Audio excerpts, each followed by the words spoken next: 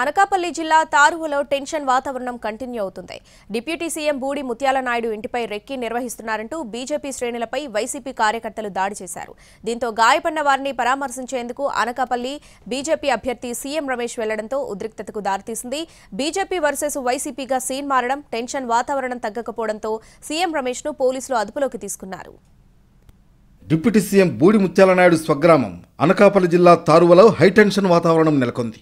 బూడి ముత్యాల నాయుడు ఇంటిపై డ్రోన్లు ఎగరవేస్తున్నారని, రెక్కీ నిర్వహిస్తున్నారంటూ బీజేపీ శ్రేణులపై వైసీపీ కార్యకర్తలు దాడి చేశారు. దీంతో బీజేపీ కార్యకర్తల్ని పరామర్శించేందుకు అనకాపల్లి లోక్సభ బీజేపీ అభ్యర్థి సీఎం రమేష్ వెళ్లడంతో తారువలో ఉద్రిక్త పరిస్థితులు ఏర్పడ్డాయి. సీఎం రమేష్ వాహనాన్ని వైసీపీ కార్యకర్తలు ధ్వంసం చేశారు. బూడి ముత్యాల నాయుడు అనుచరులు రోడ్డుపై బైఠాయించారు. పరిస్థితి తీవ్ర ఉద్రిక్తంగా మారడంతో సీఎం రమేష్ ను అదుపులోకి తీసుకున్నారు పోలీసులు.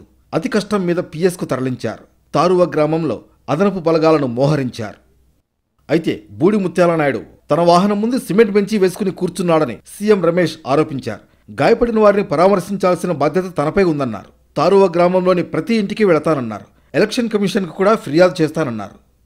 తారువ గ్రామంలో డ్రోన్లు ఎగరడం రాజకీయ వివాదానికి దారితీసింది. ముత్యాల నాయుడు కదలికల్ని పసిగట్టేందుకు డ్రోన్లతో రెక్కీ చేశారని గ్రామస్తులు 3 యువకుల్ని పట్టుకుని పోలీసులకు అప్పగించారు. స్థానిక బీజేపీ నాయకుడు బూడి ముత్యాల నాయుడు బావుమరిది చొప్పా గంగాధర్ ప్రమేయంతోనే డ్రోన్లు ఎగరవేశారని ఆరోపిస్తూ అతనిపై దాడికి ప్రయత్నించారు. విషయం తెలుసుకున్న ముత్యాల నాయుడు కుమారుడు ఇండిపెండెంట్ అభ్యర్థి బూడి రవి రంగంలోకి దిగడంతో వివాదం మలుపు తిరిగింది. బీజేపీ నాయకుడైన గంగాధర్కు మద్దతుగా అనకాపల్లి ఎంపీ అభ్యర్థి సీఎం రమేష్ అక్కడికి చేరుకున్నారు. బాధ్యులపై చర్యలు తీసుకోవాలని, డ్రోన్ ఎగరేసిన వారిని విడిచిపెట్టాలని డిమాండ్ చేస్తూ దేవరపల్లి స్టేషన్ ముందు బైఠాయించడంతో ఉద్రిక్త పరిస్థితి ఏర్పడింది. అదే సమయంలో బూడి ముత్యాల నాయుడు తారువలో ఎన్నికల ప్రచారంలో ఉండడంతో టెన్షన్ వాతావరణం ఏర్పడింది. అయితే పోలీసులు పెద్ద ఎత్తున మోహరించి 2 వర్గాలను అడ్డుకున్నారు. గాయపడిన బీజేపీ కార్యకర్తల్ని పరామర్శించేంత వరకు తాను తారువ విడిచి వెళ్లేది లేదంటూ సీఎం రమేష్ భీష్మించు కూర్చోవడంతో పోలీసులు ఆయన్ను అదుపులోకి తీసుకున్నారు. అనంతరం అక్కడి నుంచి దేవరాపల్లి స్టేషన్కు తరలించే సమయంలో వైసీపీ శ్రేణులు దాడి చేశాయి.